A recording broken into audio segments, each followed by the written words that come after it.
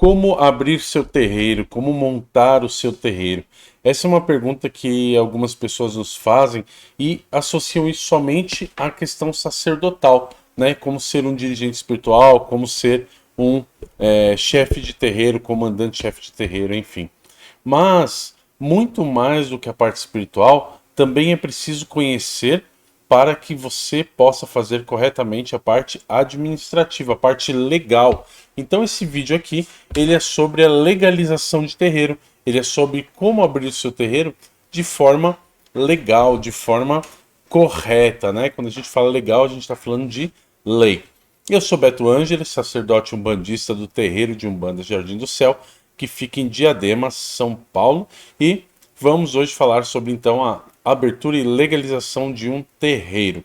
Antes de mais nada, eu vou pedir para você se inscrever aqui no nosso canal, tá? Ative o sininho de notificação para receber todas as notificações dos nossos vídeos. Deixe o seu like, é muito importante deixar o seu like, deixe o seu comentário. Quando você deixa o seu like, o YouTube entende que nosso canal é relevante, que o vídeo é relevante e mais pessoas têm acesso a ele, tá certo? Então, vamos lá. Você quer montar lá o seu terreiro, né? Você manifesta o guia espiritual, tem lá a manifestação do caboclo, do preto velho, enfim, do Exu, e já tem o conhecimento dos fundamentos do terreiro, os fundamentos religiosos. E aí é preciso ficar bem claro, nesse vídeo eu não vou abordar os fundamentos religiosos, eu vou abordar os fundamentos legais, tá? Bom, a primeira coisa que você tem que fazer ao abrir um terreiro, tá? Quando você vai abrir um terreiro, você tem que pensar no lugar. Primeira coisa é o lugar que você vai fazer isso. Vai fazer na sala de casa? Ok, para começar, tá ótimo e muito bom. Por quê? Você ganha tempo para providenciar toda a documentação necessária para que o seu terreiro seja aberto corretamente. Vai alugar um lugar? Então nós vamos entrar aí num problema de um ciclo que eu vou explicar para você já já. Não vai embora, fica aí que eu vou explicar qual é o problema de você alugar um lugar na abertura do terreiro. Primeira coisa que você tem que fazer quando você vai abrir o terreiro é criar o Estatuto do Terreiro. O Estatuto do Terreiro é um documento que serve como base, é como o contrato social do terreiro, né? O Estatuto do Terreiro, ele é um documento que vai fundar, vai fazer a fundação do terreiro. Esse estatuto, ele é composto por alguns documentos. Ele é composto por uma ata de fundação. Essa ata de fundação, ela transcreve uma reunião, a primeira reunião de vocês, né? O primeiro encontro que vocês fazem. Não pode ser sozinho, tem que ter algumas outras pessoas. Eu já vou explicar isso, tá? E, além dessa ata de fundação, tem que ter uma lista de presenças confirmando com a assinatura de cada uma dessas pessoas que fizeram parte dessa fundação do terreiro. Essa ata, ela vai gerar ali, ela vai dar início a uma documentação que é o estatuto, tá? E o estatuto, ele diz respeito às normas, às regras, às leis que regem aquele terreiro. Um terreiro, dentro da lei, ele é uma organização religiosa. Ele é uma organização religiosa. E por ser uma organização religiosa, ele tem um fundamento próprio, um fundamento legal próprio. Então o estatuto dele tem que ter algumas coisas específicas, como por exemplo, tem que ser designado que ele não tem fins lucrativos, tem que ser designado uma diretoria, tem que ser designado assembleias de tempos em tempos, né, prestação de contas, enfim. Mas para que você tenha acesso a esse estatuto não é difícil, né? Você pode pegar um modelo já semi-pronto, né? E aí você só vai alterar ali e ajustar os seus dados. Quem são as pessoas que tem que estar com você nesse primeiro momento? Você tem que ter no mínimo 4 pessoas para conseguir abrir um terreiro com facilidade, com rapidez, com legalidade. Essas 4 pessoas serão o presidente da organização religiosa, o vice-presidente, o tesoureiro e secretário. Esses 4 cargos, eles não precisam necessariamente ser o pai de santo ou a mãe de santo.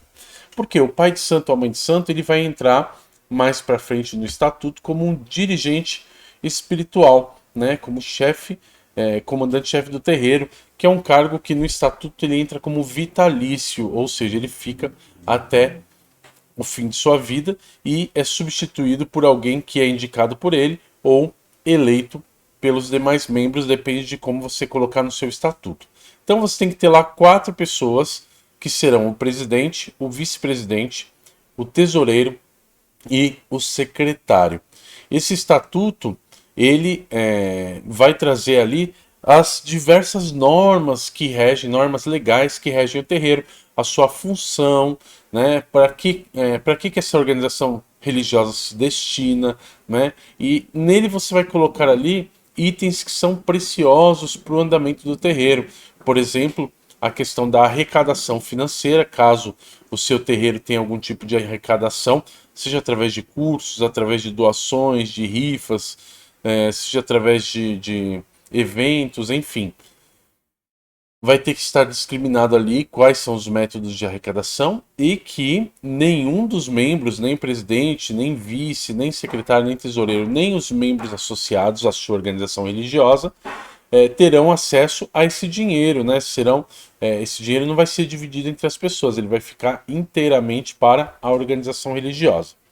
Depois que você elaborou a ata, o estatuto, a lista de presença, você vai pegar uma cópia de cada documento, né, do RG e CPF de cada um dos membros e vai montar ali um dossiê. Esse dossiê vai vir a ata, a lista de presença, o estatuto e as cópias dos documentos. Esse estatuto, a ata e o estatuto tem que ter a assinatura de um advogado, tá? É importante e imprescindível. Isso está na lei, não é exigência da junta comercial, não é exigência do cartório de registro, é uma exigência legal, tá? Está na lei. Então o advogado tem que assinar para você.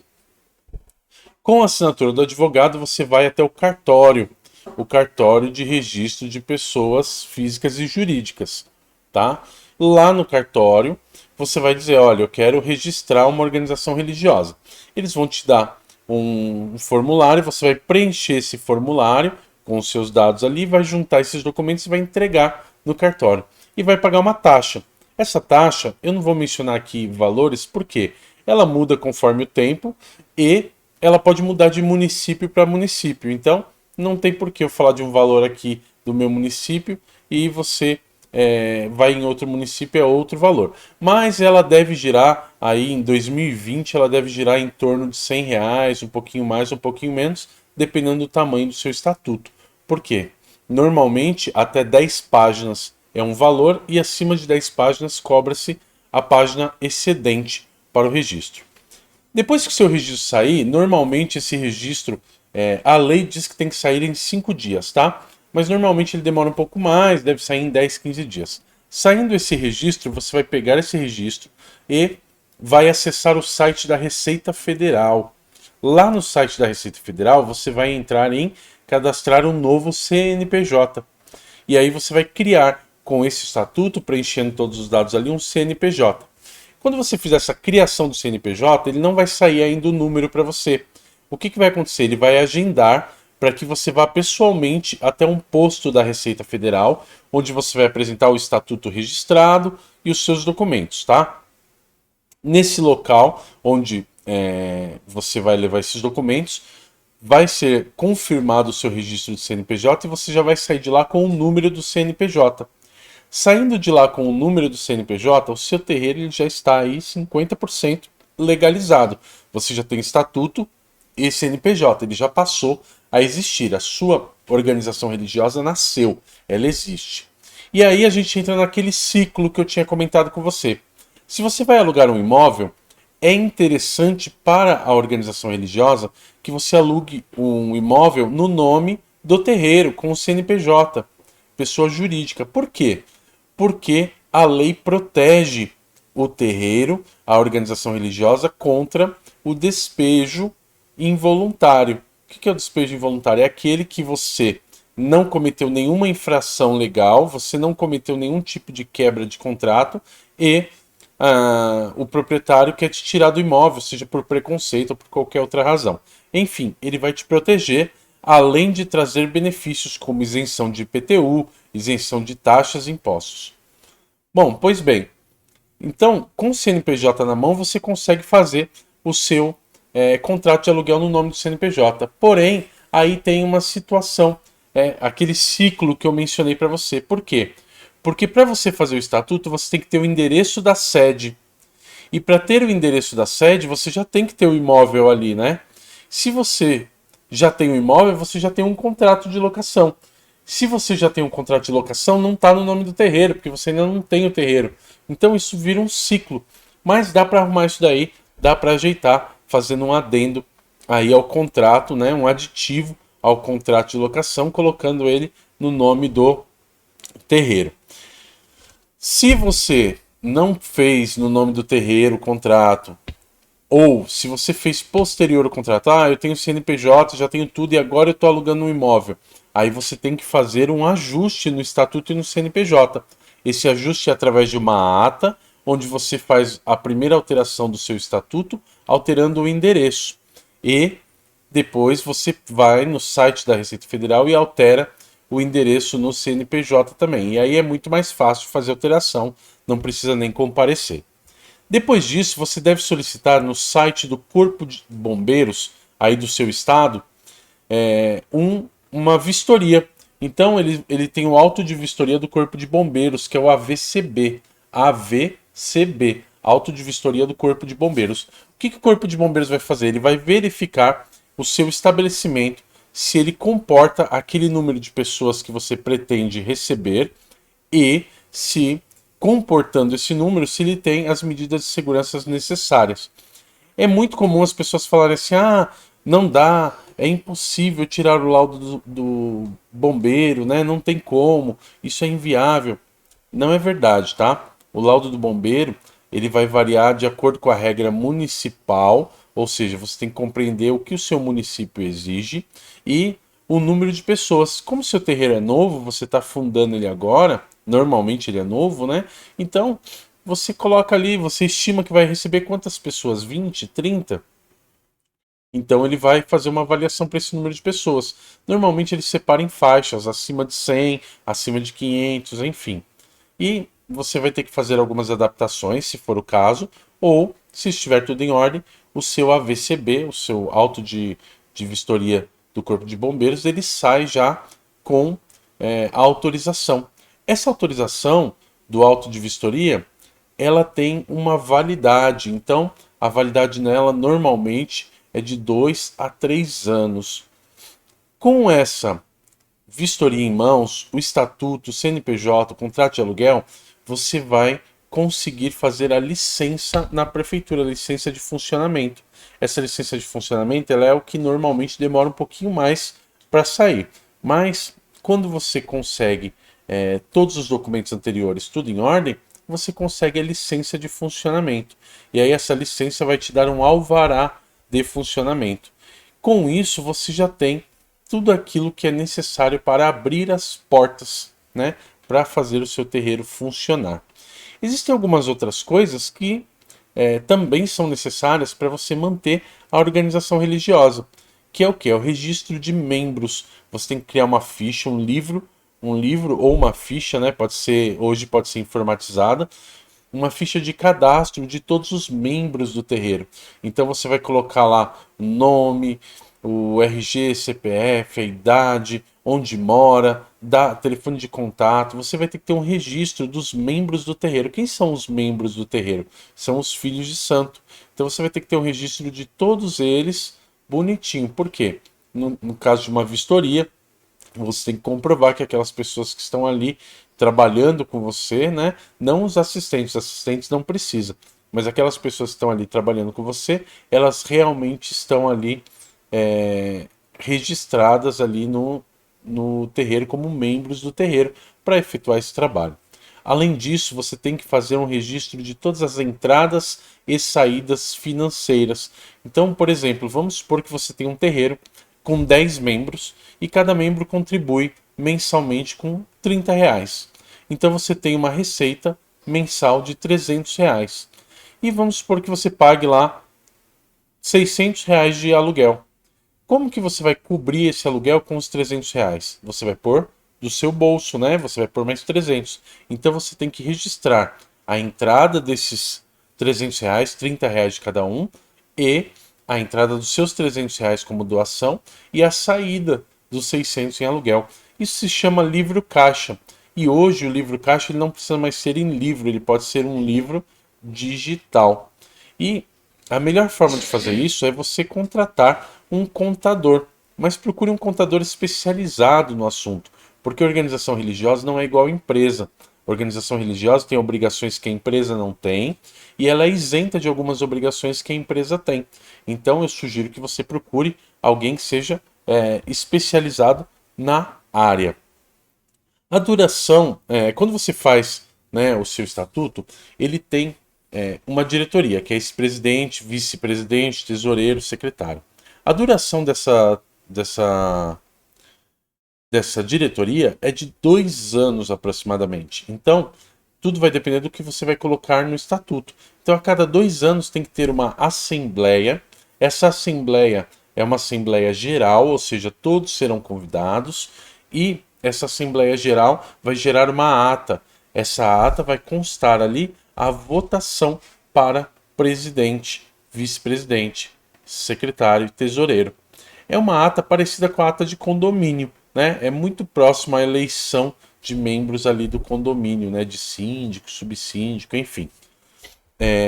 Esse controle ele tem que ser bem rígido, porque todas as atas têm que ser registradas em cartório. Isso gera um custo, né? Então você pode acumular um ano de atas e ao final do ano você vai lá e registra todas daquele ano. E aí você se mantém sempre em ordem. Alvará religioso. É obrigatório ter alvará religioso? Não, não é obrigatório ter alvará religioso.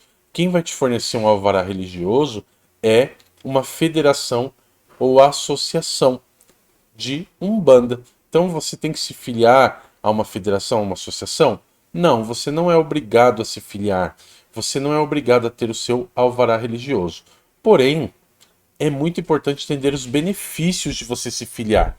Por quê? Uma federação, uma associação, eles vão te dar respaldo jurídico, ou seja, provavelmente vai ter um advogado lá que vai assinar sua documentação e você não vai precisar pagar um advogado. Normalmente eles vão te fornecer um contador da própria associação ou vinculado a ela. E esse contador, ele vai fazer toda a parte burocrática ali administrativa que é necessária para o seu terreiro, sem que você tenha um custo extra. E além disso, ele vai fornecer o alvará religioso, que é um registro que indica que você está vinculado realmente a uma federação e que está tudo legalizado, tudo em ordem.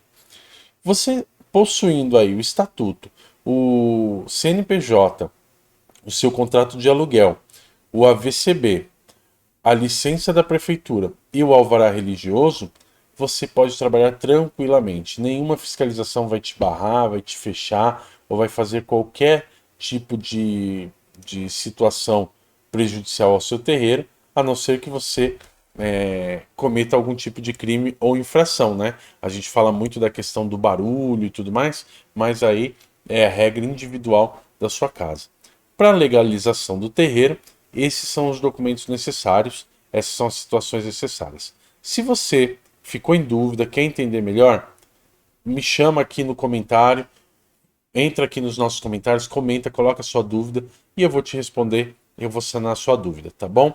Eu vou pedir para você não esquecer de curtir esse nosso vídeo, tá? Compartilhe para que ele possa atingir o maior número de pessoas e deixe seu comentário, tá? Se você gostou, se você não gostou, se você quer mais vídeos como esse que auxiliam na legalização, a gente pode fazer, se vocês quiserem aí, se tiver um bom número de comentários, a gente pode fazer um vídeo sobre cada etapa, explicando como fazer o estatuto, como providenciar o CNPJ, enfim, a gente pode fazer aqui um apanhado de tudo para você, ou individualmente cada um deles para te ajudar. Mas para isso, esse vídeo tem que ter bastante like, bastante comentário, e aí aos poucos a gente vai acrescentando novos vídeos com esse tema, tá bom? Então, muito obrigado por ter acompanhado até aqui, um grande abraço para você e axé!